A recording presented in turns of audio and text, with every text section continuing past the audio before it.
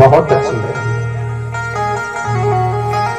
ये द्रगविंद तुमको खबर दे रहे हैं,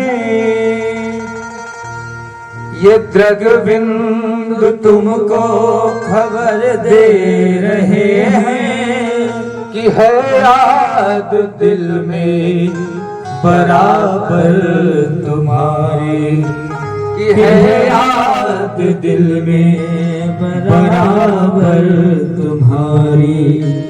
बहुत दिन से तारीफ सुनते तुम्हारी, शरण आ गया श्याम सुंदर तुम्हारी।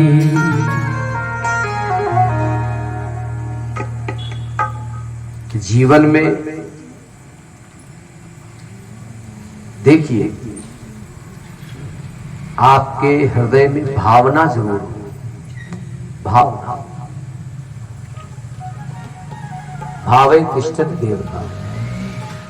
कलयुग ने अपने अवगुण बताए तो महाराज परीक्षित जी ने कहा, ये बताओ क्या तुम्हारे युग में सारे अवगुण ही अवगुण है, गुण कोई नहीं?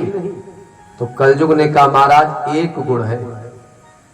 महाराज परीक्षित जी को बड़ा आश्चर्य हुआ, एक गुण, अवगुण इतने और गुण केवल एक? कलयुग ने कहा, महाराज सुनिए तो मेरा एक गुण हमारे सभी अवगुणों पर भारी है। मेरा एक गुण सारे अवगुणों पर। जो व्यक्ति उस गुण को अपना लेगा इस कलिकाल में, जो व्यक्ति हमारे उस गुण को अपना लेगा, उस व्यक्ति के ऊपर हमारे किसी अवगुण का कोई प्रभाव नहीं पड़ेगा।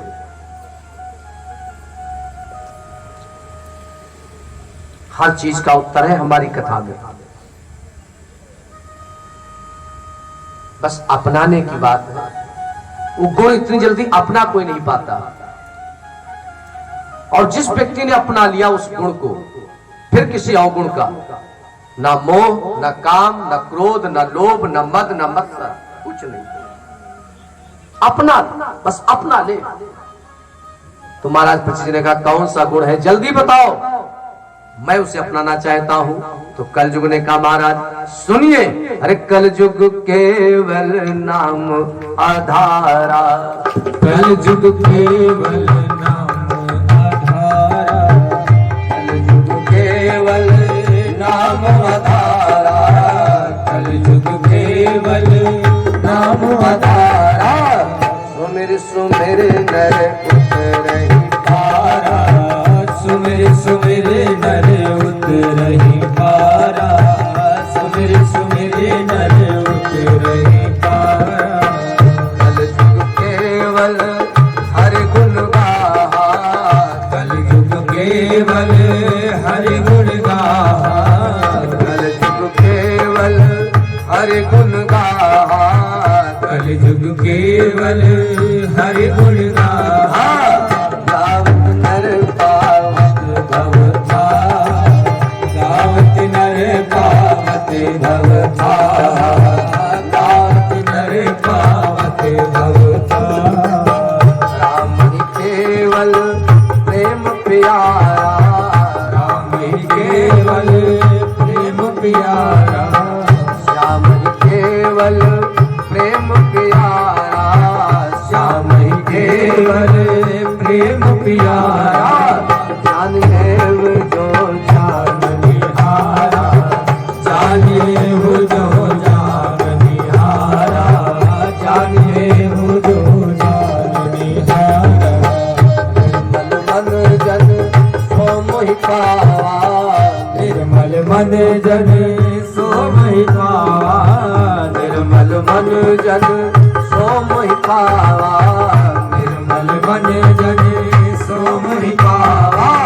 मोहि कपट चल क्षेत्र न भावा, मोहि कपट चल क्षेत्र न भावा, मोहि कपट चल क्षेत्र न भावा, मोहि कपट चल क्षेत्र न भावा। राम ही केवल प्रेम प्यारा। जिसको सच्चा विश्वास हो जाए, जिसको दृढ़ विश्वास हो जाए, कलयुग कहता है जो व्यक्ति कथा को जीवन में उतार लेगा, भगवान के नाम को जीवन में अपना लेगा। अच्छा ये बताओ, आप अपने परिवार को अपनाए हो कि नहीं अपनाए हो? व्यापार को अपनाए हो कि नहीं अपनाए हो? तपाक से कहते हो, अगर कोई, मेरी बात को अन्यथा मत लीजिएगा, थोड़ा सा समझाने के लिए कह रहा हूं, अगर कोई महिला आपके पति को प्रहार ही बोल पाई, तुरंत ही उसकी गर्दन पकड़ ले, हाँ तुम्हारे नहीं हमारे यहाँ है, तुरंत उसकी गर्दन पकड़ लोगी। खाली अत्ता कह पाए ई, बस आगे नहीं। क्यों? अधिकार है आपका, हक है आपका, और आप अपने अधिकार का प्रयोग करके आप कहोगी। उसी प्रकार से भगवान कहते हैं आखिर हम किसके हैं? हम किसके हैं? कभी आपने कहा है? नहीं नहीं। अच्छा मैं कहता हूं, हमसे न जाने कितने भक्तों ने कहा, न जाने कितने भक्तों ने, महाराज जी अब तो मैं इनको, अरे भाई कैसे ना इनको तुम जाने दोगे? कैसे नहीं जाने दोगे भाई? ये तुम्हारे थोड़े भगवान, ये मेरे भगवान है। मैं स्पष्ट कितनी बार कहता हूं, न जाने कितने भक्तों से, ये आपके नहीं है, ये हमारे भगवान है। ये अधिकार के साथ आप क्यों नहीं कहते? जिस दिन ये भावना आपकी बन जाएगी, ये मेरे हैं, भगवान कहते हैं माई बाप बस केवल तेरा और मेरा, यही तो लड़ाई है, तू और मेरा, तू और मैं की तो लड़ाई है। भगवान ने कलयुग को 4 स्थान बताए, जाओ यहां से भाग जाओ, 4 स्थानों पे जाकर के निवास करो। कौन कौन से स्थान बताए? थोड़ा ध्यान से सुन लीजिएगा। पहला मदिरा, मद्यपान, जहां मद्यपान होता हो वहां जाकर के वास करो। दूसरा जुआ, द्यूत, वहां पे जाके वास करो। तीसरा हिंसा, जहां पे हिंसा होती वहां पे जाके वास करो। और चौथा व्यभिचार, जहां पे व्यभिचार होता वहां पे जाकर के वास करो। कलयुग ने कहा महाराज ये 4 स्थान तो 4 कोनों के हो गए, अगर बीच में कहीं थका तो कहाँ रुको? तो महाराज पृथ्वी जी ने कहा जाओ सोने में वास करो। सोने का मतलब ये नहीं जो हम आप पहनते हैं, सोने का मतलब है जो पाप से कमाया गया धन हो, उस धन में जाकर के वास करो। जो पाप से कमाया गया धन हो। सोना लक्ष्मी भी होता है, लक्ष्मी सोना होती, सोना लक्ष्मी होती है। आदि जब कागज के नोट अधिक हो जाते हैं तो सोना खरीद लाता है। खूब स्टॉक भारत के लोगों ने किया। अब आप ऐसा राजा सख्त है कि ज्यादा स्टॉक भी नहीं कर सकते हो किसी चीज का। हाँ सब देख रहा है। जो पाप से कमाया गया धन उसमें कलयुग ने सूत्र बनाया और महाराज पक्षी के मुकुट में जाकर के बैठ गया, क्योंकि वो मुकुट पापी जरासंध का था। एक तो पाप की कमाई खोपड़ी पे और ऊपर से कलयुग सवार हो गया। महाराज पक्षी की बुद्धि भ्रष्ट हो गई, विवेक नष्ट हो गया। आगे गए, समीक मुनि के आश्रम में पहुंचे। वहां पर ग्रीष्मकालीन का समय था, पीने के लिए जल मांगा। समीक मुनि उसमें ध्यान मुद्रा में बैठे थे, ध्यान नहीं दिया। महाराज पक्षी को क्रोध आ गया। कलयुग सवार है ना, क्रोध आ गया और एक संत को अपशब्दों का प्रयोग किया, एक ऋषि का अपमान किया, कपटी कहा, झूठा कहा, पाखंडी कहा। समीक मुनि चुपचाप सुनते रहे। इतने से महाराज पक्षी का क्रोध शांत नहीं हुआ तो क्या किया, धनुष की नोक से एक मृत सर्प झाड़ी में पड़ा था, उस मृत सर्प को उठाया और समीक मुनि के गले में डाल दिया। जब वचन से दुर्वचन से जब शांति नहीं हुई तो क्रिया कर दी, हाथों को भी दोषी बना दिया, मृत सर्प उसके गले में डाल दिया। समीक मुनि ने फिर भी कुछ नहीं कहा। क्षमावरण को चाहिए छोटन को उत्पात, जो क्षमा करेगा श्रेष्ठ वही होगा, बड़ा वही होगा। समीक मुनि कुछ नहीं बोले, भारत के संत हैं। चले गए महाराज परीक्षित जी अपने हस्तिनापुर की तरफ। इधर समीक मुनि के बेटे का नाम है श्रृंगी। कुछ बच्चों ने जाकर श्रृंगी ऋषि को बताया कि आपके पिता का इतना बड़ा अपमान, एक घुड़सवार कोई राजा था, उसने आपके पिता का अपमान किया है, अपशब्द कहे, दुर्वचन कहे और एक मुत्सर्ग उनके गले में डाल दिया। श्रृंगी ऋषि बिना सोचे समझे, युवा है, क्रोध आ गया, बर्दाश्त नहीं हुआ। अब देखिए कितना फर्क है बाप और बेटे में। पिता के साथ इतना व्यवहार हुआ, पिता ने कुछ नहीं कहा, कुछ भी नहीं बोले, लेकिन श्रृंगी ऋषि को बर्दाश्त नहीं हुआ और होना भी नहीं चाहिए। नीति कहती है, शास्त्र कहता है, भगवान की बुराई, सद्गुरु की बुराई, माता पिता की बुराई और अपने पति की बुराई नहीं सुननी चाहिए। ताकत हो मुंह तोड़ जवाब दो, ना ताकत हो वहां से हट जाओ, और वहां से हट भी नहीं सकते तो वहीं पे मर जाओ, लेकिन बुराई मत सुनो। कि नीति कहती है, शास्त्र कहता है। भाई अपने पिता की बुराई कैसे सुन लेते, कैसे सुन लेते? श्रृंगी ऋषि को क्रोध आ गया और आवेश में आकर के उन्होंने श्राप दे दिया कि जिस व्यक्ति ने हमारे पिता का अपमान किया है, आज के ठीक 7वें दिन वही मृतसर्प तक्षक नाग बन करके उस व्यक्ति को डस लेगा और उसकी मृत्यु हो जाएगी। श्राप दे दिया।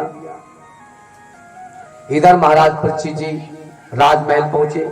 जैसे मुकुट को उतारा, कलयुग और पाप की कमाई दूर हुई, विवेक जागृत हो गया। अपने हाथों को दीवारों पर पटकने लगे, अपने सर को पटकने लगे, धिक्कार छोड़ करके रो पड़े। ये मैंने क्या किया? आज मेरे हाथों से एक संत का, एक ऋषि का इतना बड़ा अपमान, ये मैंने क्या किया? अब तो ईश्वर भी हमें क्षमा नहीं करेगा। इधर महाराज परीक्षित जी प्रायश्चित की आग में जल रहे थे, पश्चाताप की आग में जल रहे थे, और इधर समीक मुनि ने श्रृंगी ऋषि को बहुत डांटा, बहुत डांटा और समझा बुझा के भेजा, कहा जाओ महाराज को पता करके आओ। श्रृंगी ऋषि हस्तिनापुर आए, द्वारपाल ने सूचना दी। महाराज परीक्षित जी दौड़ करके पाहि नाथ कही पाहि गोसाई, भूतल पर लकुट की नाई। अब यहाँ पर ध्यान दीजिएगा थोड़ा, देखिए कथा क्या कहती है। महाराज परीक्षित जी को द्वारपाल ने कहा, कोई समीक मुनि के बेटे श्रृंगी ऋषि द्वार पर आए हैं, आपसे मिलना चाहते हैं। महाराज परीक्षित जी दौड़ करके, नंगे पैर दौड़ करके जा करके श्रृंगी ऋषि के चरणों में साष्टांग दंडवत प्रणाम किया। अगर यही प्रणाम थोड़ी देर पहले कर लेते तो शायद ये समस्या ना आती। यही प्रणाम अगर थोड़ी देर पहले कर लेते, किसको? समीक मुनि को। भाई तुम प्यासे थे, एक ऋषि के पास गए थे, एक सद्गुरु के पास गए थे, तो पहले आप उसको प्रणाम करते, और जब प्रणाम करते तो समीक मुनि का ध्यान भंग हो जाता, आशीर्वाद देते, और जब आशीर्वाद देते तो क्या तुमको पानी नहीं देते? जानते हो क्यों नहीं प्रणाम किया? क्योंकि पाप की कमाई सर पे सवार थी, कलयुग खोपड़ी पे बैठा था। आजकल जो व्यक्ति अपने से श्रेष्ठ को, माता पिता को, सद्गुरु को, महापुरुषों को जो व्यक्ति प्रणाम ना करे, समझ लो उसके खोपड़ी पे कलयुग सवार है। ये प्रमाण है भाग, कलयुग सवार है, पाप की कमाई उसके ऊपर है। श्रृंगी ऋषि ने महाराज परीक्षित को उठा करके हृदय से लगा लिया, और श्रृंगी ऋषि को आज बड़ा दुख हुआ। ये मैंने क्या किया? इतने उदार हृदय के राजा, और बताइए मैंने इतना कठोर श्राप दे दिया। महाराज परीक्षित जी ने कहा, मैं आपके पिता का अपराधी हूँ, मैंने अपराध किया है, आप मुझे सजा दीजिए, और सजा ऐसी वैसी नहीं, कठोर सजा दीजिए। ऐसी सजा दीजिए कि आने वाले इतिहास में कोई राजा किसी संत का, किसी ब्राह्मण का, किसी ऋषि का अपमान न करे, उपहास न करे, ऐसी सजा दीजिए। आज जब ये बात महाराज परीक्षित जी ने कही तो श्रृंगी ऋषि को बहुत कष्ट हुआ। ये मैंने क्या किया? जीवन में कभी भी किसी को आप गाली दीजिए, लेकिन गाली देने से पहले 4 बार सोचिए जरूर। बिना विचारे जो करे सो पाछे पछताए। काम बिगाड़े आपनो कि जग में हो हंसाए। बिना सोचे समझे कोई भी जीवन में कभी कोई गलती मत करना। अभी मैसेज आएगा। किसी को कुछ कहने से पहले सोच विचार जरूर कर लेना साहब, सोच विचार जरूर कर लेना, क्योंकि जबान से निकली हुई वाणी वापस नहीं आएगी। बात जुबान से, प्राण शरीर से, तीर कमान से निकले हुए वापस नहीं आते।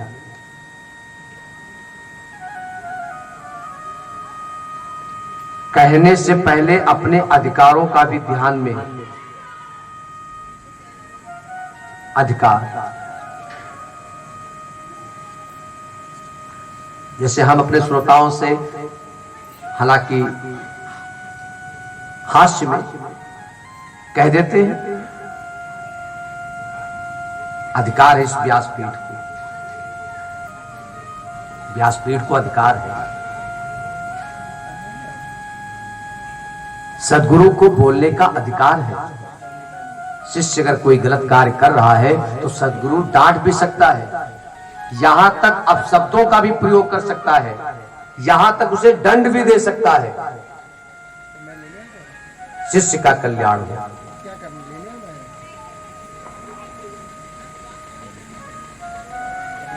जीवन में हर व्यक्ति के अपने अपने अधिकार है और सबको पता है कि मेरा कितना क्या अधिकार है, सबको पता है, सबको पता है, ये बताने की जरूरत नहीं है। हमने एक दिन आपको बताया था सेक्टर 5 वाली कथा में, जितना आपका अधिकार आपको अपनी पत्नी पर है उतना अधिकार आपका अपने बेटे पर नहीं है। जितना अधिकार आपका आपकी पत्नी अपनी पत्नी पर है, जितना अधिकार आपका अपने बेटे पर है उतना अधिकार बेटे की पत्नी पर आपका नहीं है। और जितना अधिकार आपके बेटे की पत्नी पर है उतना अधिकार बेटे के ऊपर आपका नहीं है। सबको पता है साहब, सबको पता है।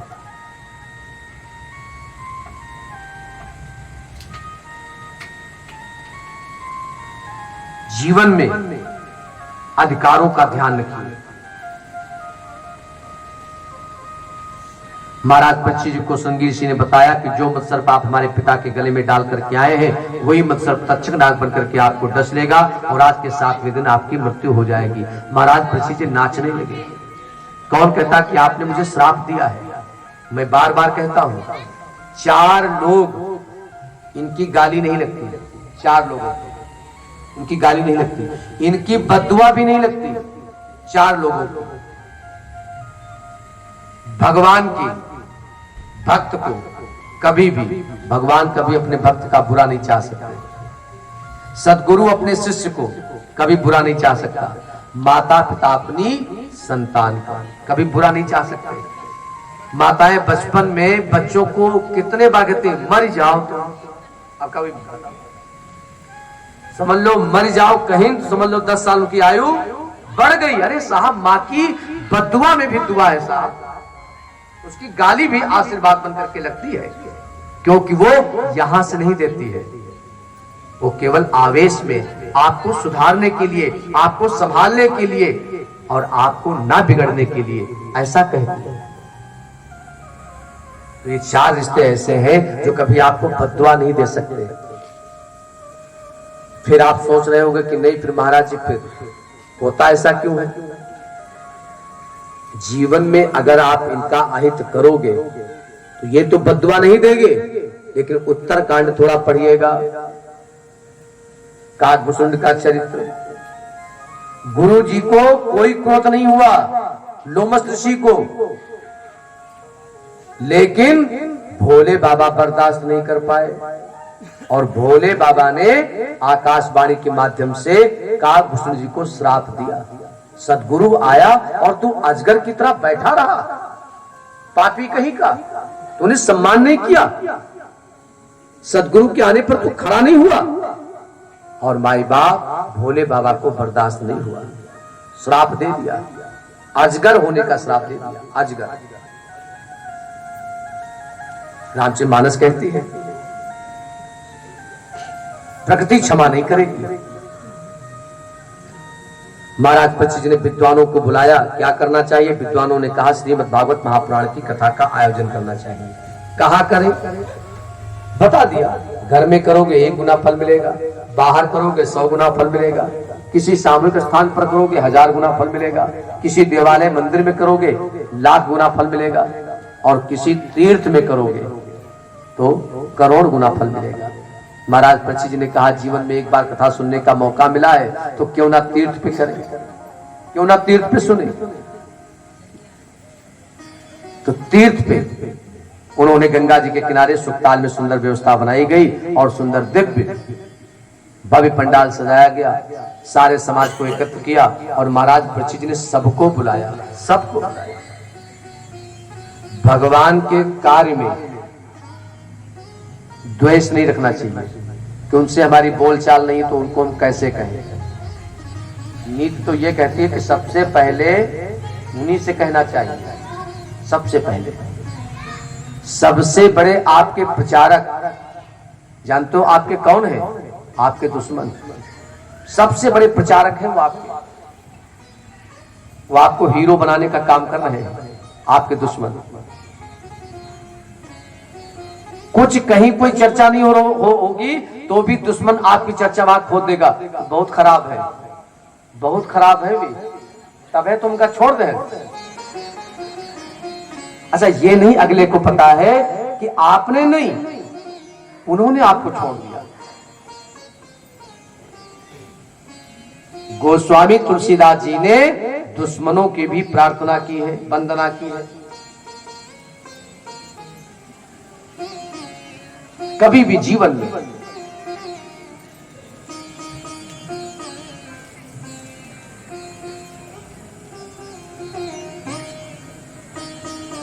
अब एक बात तो कहना चाहते लेकिन कहेंगे नहीं, सामाजिक बात है और थोड़ा सा कुछ बातें ऐसी होती थोड़ा सा लग जाती है, कहेंगे नहीं। बात तो बहुत अच्छी जबान पे आई थी। अरे नहीं बाबूजी आप तो कह रहे हैं वो तो बात सही है। अरे वाह क्या बात है, क्या बात है। कुछ लोग जैसे ये कहते हैं कि जब घर से हम निकलते हैं और सामने दुश्मन मिल जाए तो लोग कहते हैं अब शगुन हो गया।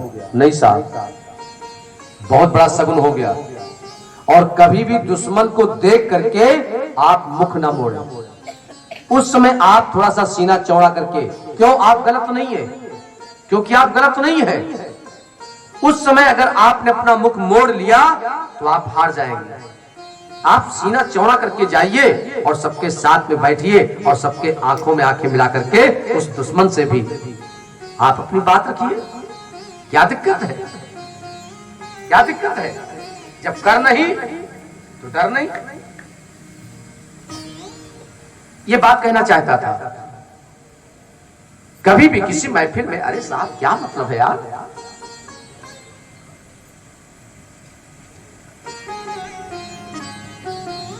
जीवन में इस बात का ध्यान रखिएगा।